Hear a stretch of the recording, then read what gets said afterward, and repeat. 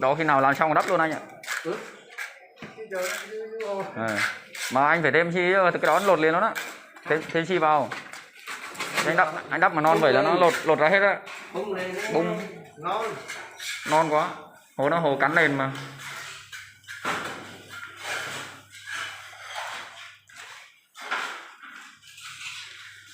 Xây dựng Minh Tâm nhận sửa chữa. Anh em ai cải tạo nhà cũ alo nhé. Sơn sửa nhà